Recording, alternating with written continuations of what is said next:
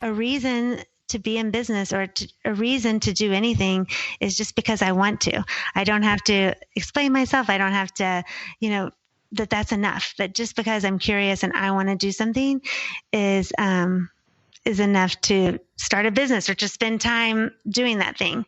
This is The Entrepreneur Way with Neil Ball.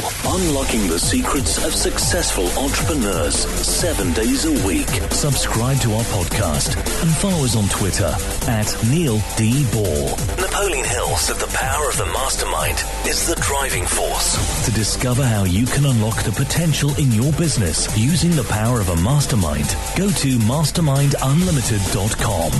And now, here is your host, Neil Ball.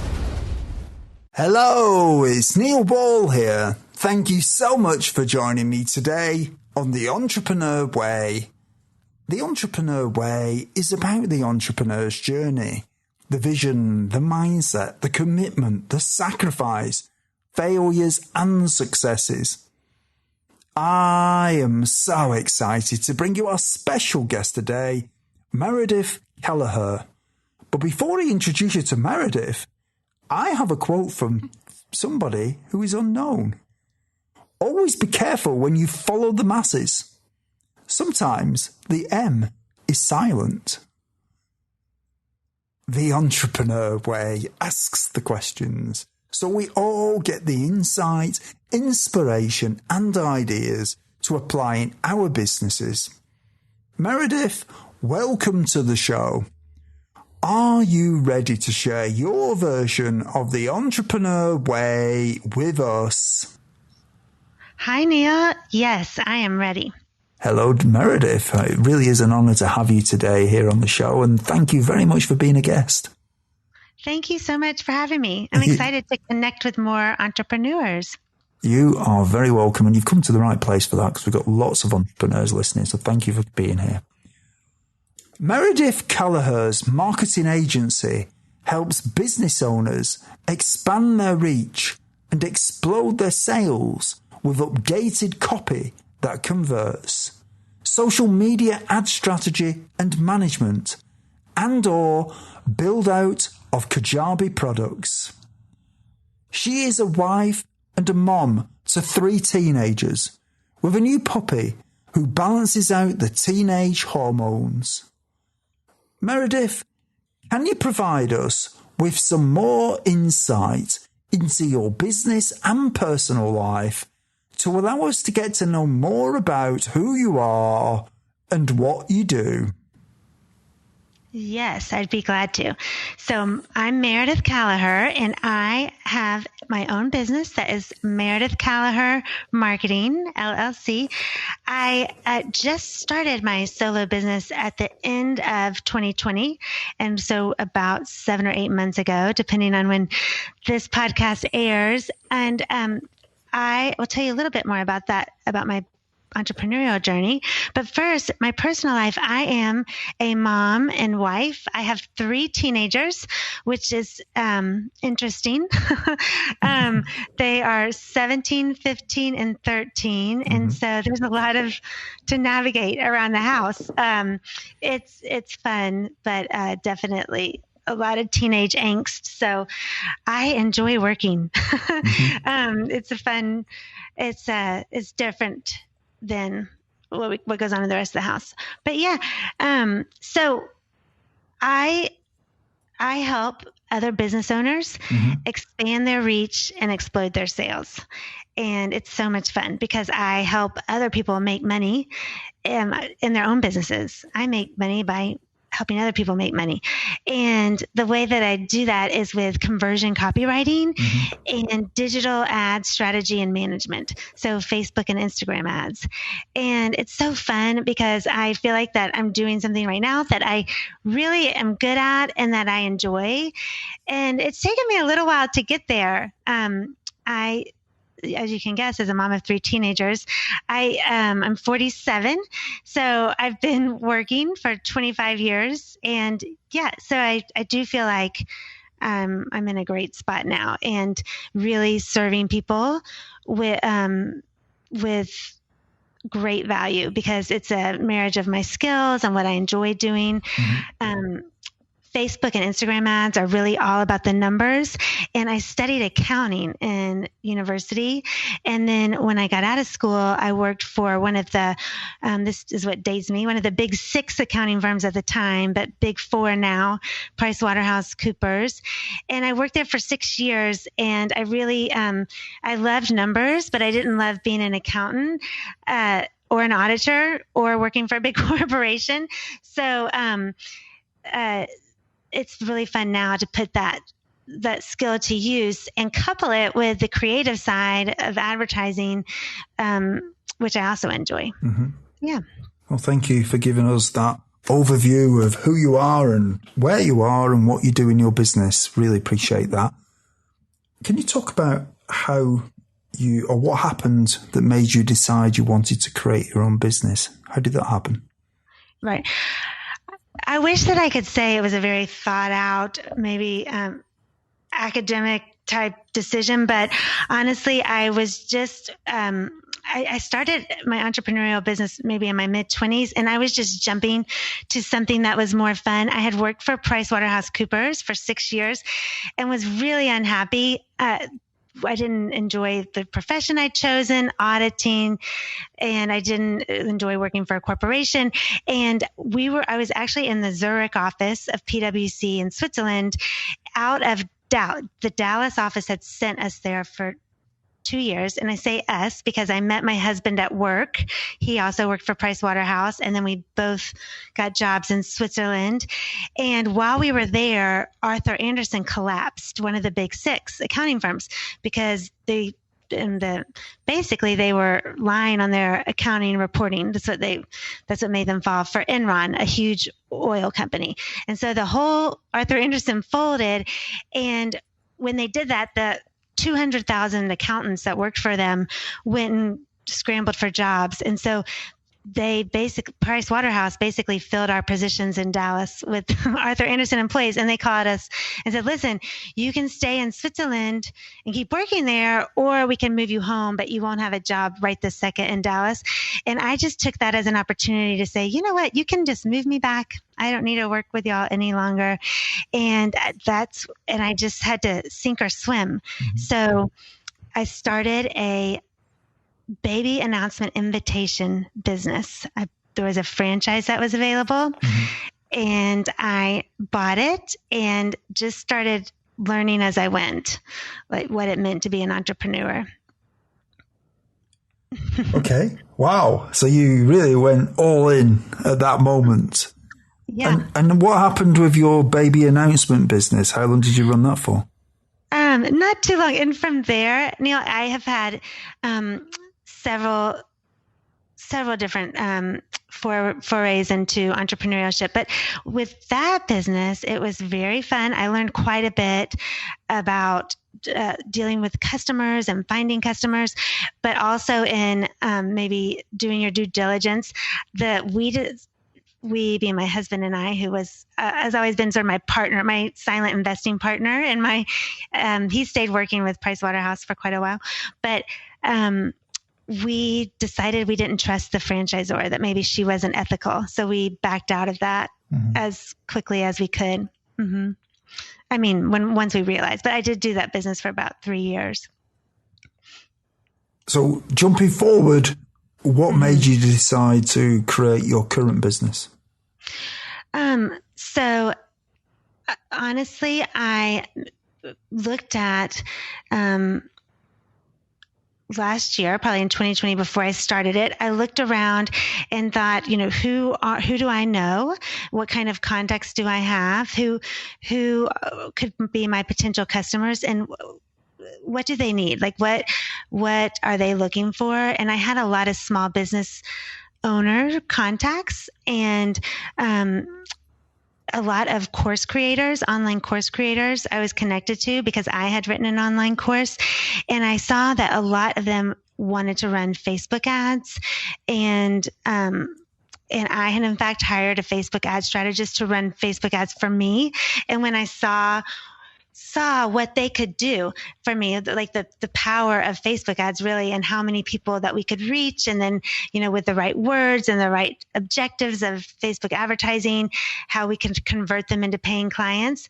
And I knew that my skill set would be really good at that. Mm-hmm. Like I had the numbers background, I had the creative background, and I went and I just took some classes and learned how to run Facebook ads. And then I started offering it to people that I knew I could help. Mm-hmm. What do you enjoy most about what you do? I love the diversity of being, I think for most entrepreneurs that run a business, there is, you have to wear different hats of operations and marketing and customer service. And I appreciate that. I kind of get bored doing the same thing over and over again. So I love that I get to do different things to make my business successful. What drives you to do what you do? Honestly, I got to read some of your questions. Thank you very much beforehand. Mm-hmm. And when I really thought about that, because I am motivated to provide for my family, yeah. I'm motivated to help others. Like I love bringing value to other people's businesses. But honestly, I'm just motivated to be the best I can be, to just do a killer job at something, I'm so exciting that I found something that I'm really good at. And I just want to be an example of what's possible. I want to be the best Facebook ads manager out there. And that's really what motivates me, to have fun and to be awesome. Mm-hmm. Okay. How would anybody know if you could help them with their Facebook advertising? What would be the thing that they need to look out for in their business that would tell them that you could be their solution? Well, Facebook ads specifically is if you have an offer or a product that is working for you, that mm-hmm. is bringing in money. So, not something brand new that you've never sold before, but maybe, you're a business coach or even like a chef with a meal plan delivery that you've told your friends about. And when you tell them about it, they're excited and they give you money. They pay you. So if you have a proven offer, but you want to reach more people fast, that's really what Facebook ads are great for. They're a little expensive to test an offer, but if you've already sold your service or your product to people, then what we can do is look at who you've sold it to and then go find that person or millions of those people with the same demographics and, offer them, put the ad in front of them. Mm-hmm. So it's really, Facebook ads are a really cool way to reach a lot of your ideal customer. And the way that that I would be a good fit for you is if you're looking for a custom approach, if you're looking for, not to get lost in a big agency, but you like that, you're more comfortable if you can text your ads manager whenever you want to, or, I really have my customers become part of my family, and my success is really dependent on their success. And so I think that if that's important to you, like a really good communication channel, then I would be the right person for you. How do you relax when you're not working in your business? Recently, the way I relax is my brain is constantly going for work, and it's hard. I like to find ways to turn it off. And so, tennis has been that for me lately. We have some tennis courts in my neighborhood, and with COVID, we ended up,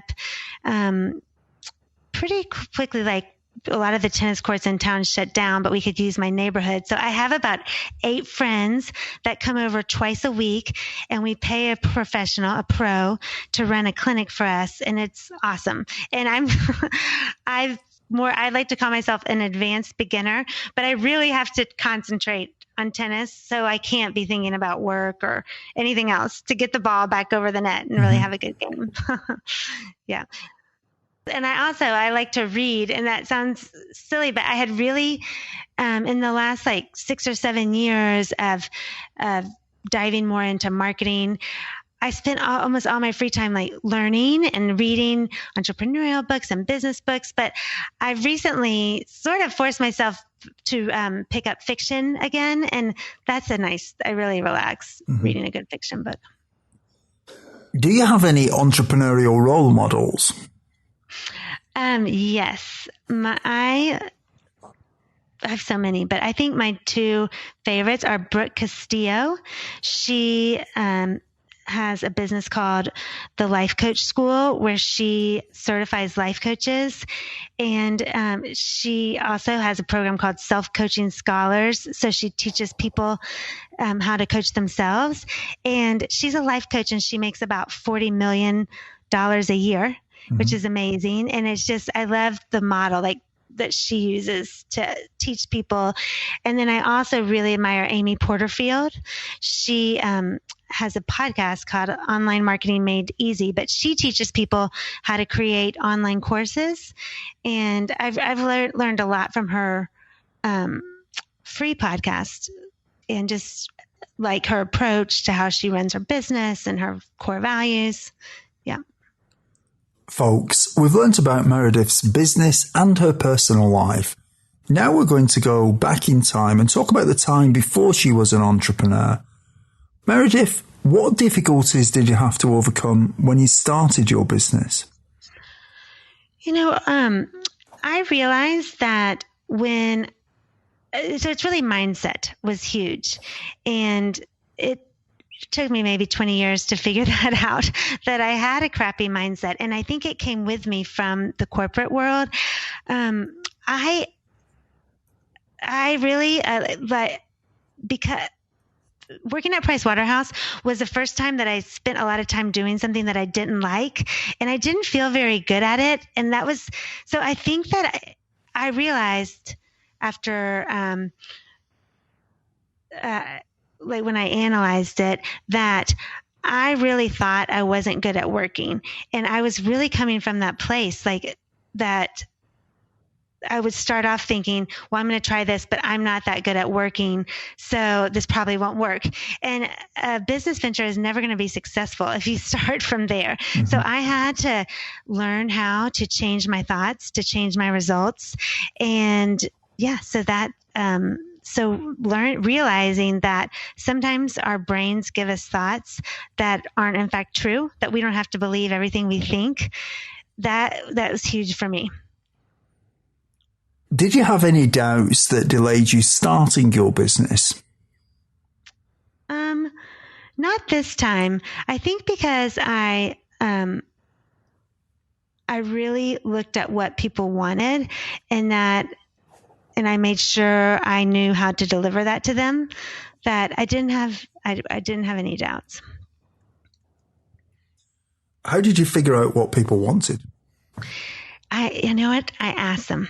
And I think that people forget to do that. I called friends. I kind of was watching first, and I saw that course creators, for instance, they were being taught by Amy Porterfield, the ones that I knew, that they should use Facebook ads, right?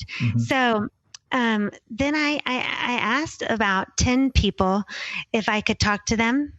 And I interviewed them and asked, were they interested in Facebook advertising? And if so, did they want to hire someone to help them with it? And it was really eye-opening. And the words that they said,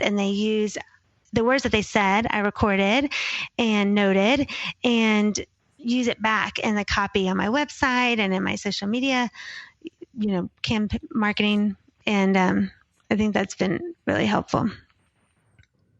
What mistakes did you make that slowed your journey? I think so. I was before in 2014. I bought another franchise. We were talking earlier. That was it was a beautiful print magazine that local businesses. So I live in Miami, and so basically high-end Miami businesses advertised in, and it was a print and online guide, and it's in 60 other cities here in the United States. It worked in those cities. It looked like fun. It's really beautiful. My people that I knew, I showed them the magazine. They liked it, but I never asked the businesses if they wanted. I didn't do my research like I did now. I think that's why I knew this time to go ask. People didn't really want another high-end glossy magazine. I mean, we made it work, but it would have saved me a lot of headache if I had really interviewed my ideal clients before I started. What are some of the things that you did before you started your business that would be helpful tips to some of the listeners who haven't yet taken the first step on the entrepreneur way? Yeah. When I figured out that an offer that I can make to people that would be super helpful, I really ramped up my business quickly. So I'm so glad you asked that, because I do think I have some tips to share. The first thing I did, honestly, was I sat down and identified who I thought my ideal client would be, and wrote it out. And then I used Donald Miller's story brand technique. He has a national bestseller called Building Your Story Brand. And I wrote the brand story of my business, meaning which helped me identify my customer's journey. But the reason I did that, because just bear with me for a second. I knew that I wanted to have a website where people could reach me. I don't think everybody has to, but if you think that you need that, to build a website, you have to have a website platform, you have to have copy, and you have to have images. Well, I had experience. I could create the website. I used Kajabi, and I knew I could write the brand story and write the copy. But I decided I wanted to invest in a graphic designer and a brand guide. So she created for me, my logo and my colors and my fonts. But before I went to the graphic designer, I really wanted her to understand who I was. So I sat down and I wrote my brand story, and then I wrote the mission of my business. And then I outlined what I wanted the values of my business to be. And I spent the time, and sometimes when you're doing that, it feels a little like, maybe this isn't important, like show me the money. I want, but having my brand story, my mission, my company values, I was able to go to this graphic designer. She really helped me nail the colors and the font and the logo. And so then I had all the pieces. I could, put that website together super fast. And maybe if you don't, you can decide which pieces of that you need to invest in. Maybe you're good at the graphics, but you could invest in a copywriter. And then after that, I took on a few clients for free while I was still learning. So I did this all pretty fast, but I was finished. I took a couple different Facebook ads courses, and I knew I could do it. So I went to some business owners that I knew I already had they already trusted me, but they had to spend the money on the ads. I said, hey, you don't have to pay me anything, but I know I can do this for you. But would you like me to build an ad strategy for you for free while I'm learning, and you have to pay for the ads? And it was worth it for me. They took me up on it. They both continued on as customers. We did this over the holidays. So I helped a couple of businesses with their Black Friday ads, and it was invaluable to me to be able to practice basically, and gave me confidence in when I was ready to go ask for that first, paying customer. Folks, we're now going to jump forward in time and talk to Meredith about the time after she became an entrepreneur. Meredith, do you think culture is important from the beginning in a business? I do. I think that if you really take the time to, decide ahead of time what you want your culture to be, and then it gives you some touchstones. Yeah, that's what I would say. Touchstones of as you're building. You think, nope, I said, that it's important that I always do what I say I'm going to do. So I said I was going to send an email next Tuesday. Like when you're waffling, do I really want to send this email? Nope. Integrity is one of my main core values. Yes, I'm going to send that email. I think that it is important from the very beginning to define your company values. Knowing what you know now, is there anything that if you'd known it when you started out that would have helped you to shortcut the learning curve? I think it's the mindset piece. I think that doing things on purpose, like I said, my entrepreneurial curve has gone up and down, and I sort of, in the beginning just followed what seemed fun or what, the bright and shiny objects, but to really sit down and say, and what do I want? How can I help people and make decisions on purpose is, I think I could have cut out some, wasted time maybe. Mm-hmm. You've mentioned mindset a couple of times. How did you change your mindset?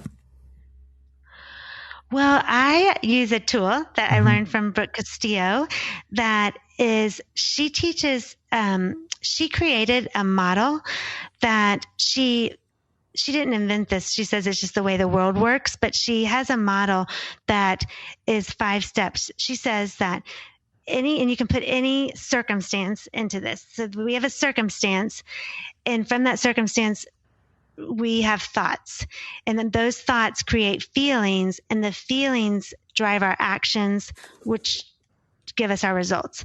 But we can't change our circumstances, but we can change our thoughts and choose what we think on purpose. And so, so when I understood that model, I just spend time each day in the mornings, honestly, looking at what my thoughts my brain's giving me and deciding, is that thought something I want to believe, or do I want to change that thought and think something differently? Is that thought going to give me the result I want? Yeah. And it's been really powerful. How much does gut feeling influence your decisions in your business? Yeah, I think, not as much as it used to. I think because I really tried to think on purpose. So I definitely, look to myself. I mean, I think if our gut feelings are, are answers within us, I do, if I'm, asking someone for advice, or can you tell me how to do this? Can you tell me how to do that? If I catch myself thinking, oh my gosh, just someone needs to tell me how to do this, I say, wait, Meredith, ask yourself first, like, do you know how to XYZ? Or if you knew how to do XYZ, what would you do? So I guess instead of flying by the seat of my pants, I do use my gut. I'm just more thoughtful now. What makes you uncomfortable as an entrepreneur? What makes me uncomfortable? I think that contracts and not accounting, because I know I'm an accountant, but I don't like to get caught up in the nitty gritty or like care. I know that contracts are important and fulfilling like obligations are important, but I'd rather do the fun, like just create big value and not worry too much about the contract. So then I worry that I don't have all my ducks in a row. So I guess that's what makes me uncomfortable, like the processes. So how can you make it in your business so that you know that all of those ducks are in a row so that you can do the things that you enjoy? Well, I implemented a couple things. HoneyBook, the client relationship management tool, has been amazing. Like that's been around. I think something called Dubsado too, but I didn't discover it till a year ago. And to me, it's like magic. So all my client communications are organized by client within HoneyBook, and I can do my invoicing. I have my contract there. The emails with each client are organized there. So that has been huge. I love it. Love it. Love it. And I'm also playing around with ClickUp. That one is not that. So that more organizes my calendar and my tasks. And, I don't know, I haven't fully integrated that to my business, but it is helpful. What do you think are some of the secrets to success? The secrets to success. I think I think belief in yourself for sure is super important. You've got to believe in what you're doing. I think believing in your product too, like, really selling something that can help people just makes your life so much easier. Because then when you're talking, you can be authentic. And yeah, it just makes creating the copy easier. It makes having the conversations to the customer easier. If you really believe that what you have is going to make big changes in their life. I think also like knowing what your weaknesses are. So, like HoneyBook, I joined a membership that is fantastic. Brandy Miles is the entrepreneur, and she's got a membership for online service providers called Serve, Scale, Soar. And I just got in there and did exactly what Brandy told me to do. Meaning, so I know like the processes and basically the processes aren't my favorite thing. And sometimes you should just look to help and look at somebody that is good at that or that has good ideas and just trust and do what they say. Yeah. So I think outsourcing is also a key to success. Life is made of constant change, whether we like it or not. And many people say that the only constant in life is change. Meredith, how do you try to keep up with change? I think that for me, it's important to just learn from a few people in social media, and especially social media advertising, and even a lot of digital marketing. There, like you said, there's constant change. And if you try to listen to all the experts or get all the information, it could just be a huge time suck. You would always be trying to make sure you're on top of it. So I picked 2 or 3 people that I trust to deliver awesome information, and I just stay up to date on everything that they say. So I think so I stay up on change by just having a few focused teachers and not too many.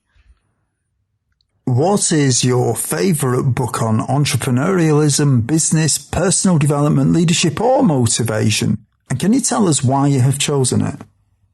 Yeah, my favorite book, and I don't know if she would call it for entrepreneurs, but it definitely helped me in my business, is Untamed by Glennon Doyle.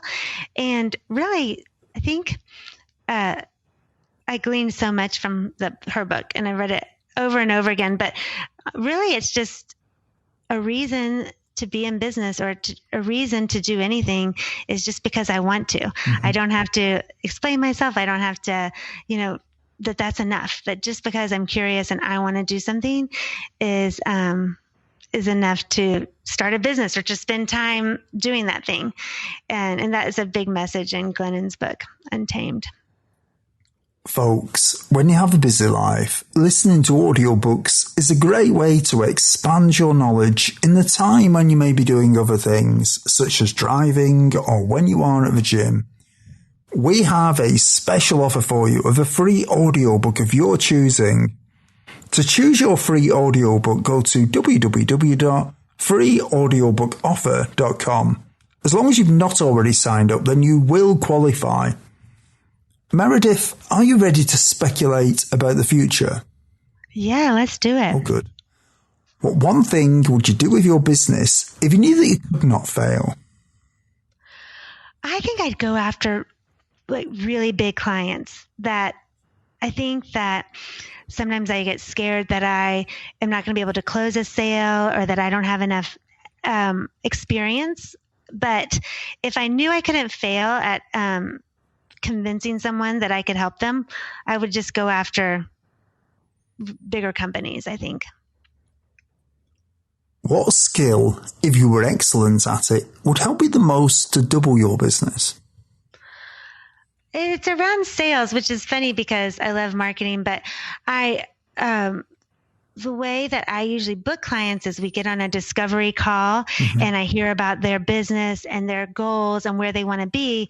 And then I try to explain to them how my services could help them get to that next level. Mm-hmm. But I think if I could develop closing the sale, or really explaining to people better how my service, is just irresistible to them. So then I think I could double my business.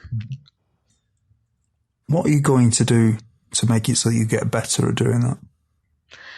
I think practice. I think honestly, I did recently, a guy named Craig Ballantyne, I love listening to audiobooks, by the way, and podcasts. And a gentleman I had heard interviewed on a podcast, I think he popped up on my Instagram that he was going to be in Miami for I think he called it a mastermind, and we could bring any problem that we wanted. So I went and I talked with him just about a month ago on, we kind of dissected my sales call. And now I think I just need to practice, so just book more and not be discouraged, which I'm not, but I have to remind myself, you have to keep telling yourself, just because someone says no, you just move on to the next person and kind of analyze what worked and what didn't work, and do it again. In 5 years from now, if a well-known business publication was publishing an article on your business after talking to your customers and suppliers, what would you like it to say? I would like it to say that we, Meredith's clients, were blown away with how many converting customers she was able to help us reach. It's now time for 3 golden nuggets. Meredith, what is your favorite quote and how have you applied it? I think my favorite quote, this is hard, but my favorite quote is, "We can do hard things." So not I can do hard things, but actually Glennon Doyle from Untamed, she says, "We can do hard things." And I like that because I think that is, especially in entrepreneurship, you'll come up to something new and think, "Oh, I can't do that. That's too hard." Well, I just do not let hard be a reason why I don't try something. But also I like the we, because I think it reminds me that, hey, if something seems hard, maybe you don't have to do it alone. Like maybe, hire someone to help you or find a friend to encourage you. So I really like we can do hard things. Do you have any favorite online resources you can share with us that would be useful for other entrepreneurs? Yeah, I have 2 that I want to share. One is by Donald Miller. I told you I really love his story brand marketing and how he helps us in his book, Building Your Story Brand, create your brand story. And he has a free tool that is called at mystorybrand.com. And it's basically a fill in the blank to help you build your brand story.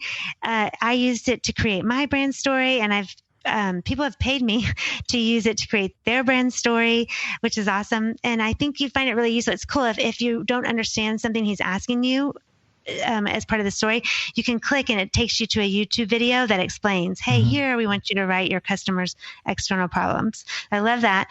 And then also something that is recently just, again, blown. Oh, well, and I mentioned HoneyBook.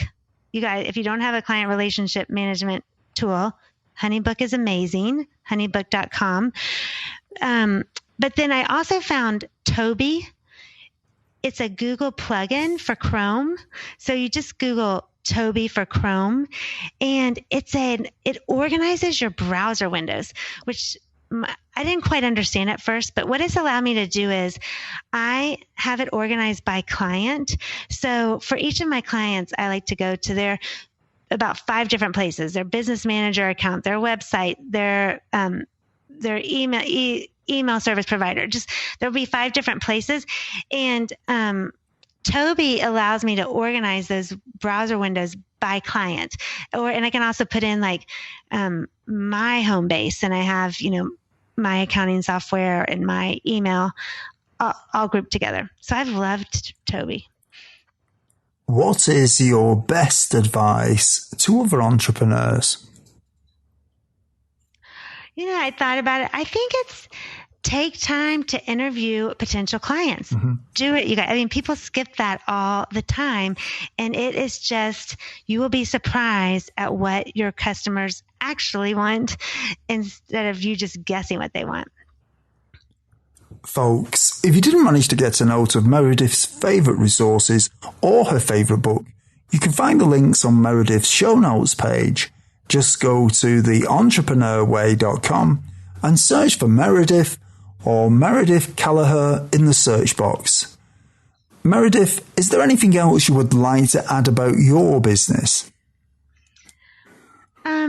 Thanks so much for having me, Neil. I think if you are a business owner that would like to expand your reach or increase your sales, I'd love to talk to you and hear more about your business and see if I could help you. We could with a digital ad strategy or with conversion copywriting for your website. So I'd love for you to reach out and book a call and tell me all the things about your business, and I'll see if I might be a good fit to help you grow.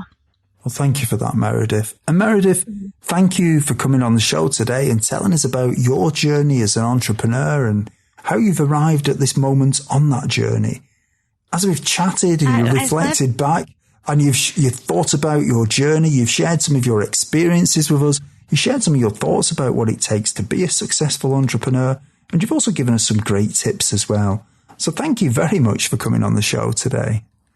I enjoyed talking about it. I love entrepreneurship. I love to see what people create and how they help others. And I hope that I can help. You've definitely helped, Meredith. And thank you. Really appreciate it. Thanks, Neil. Folks, you have been listening to Neil Ball chatting with Meredith Callagher on The Entrepreneur Way. If you have enjoyed the show, please share it on social media and subscribe to our email on the Entrepreneur Way website. Also, please add your comments on Meredith's show notes page on the Entrepreneur Way website at www.theentrepreneurway.com and search for Meredith Callagher in the search box. Thank you for listening, and until the next episode tomorrow, goodbye. Thank you for listening to The Entrepreneur Way. Subscribe to our podcast and follow us on Twitter at Neil D. Ball.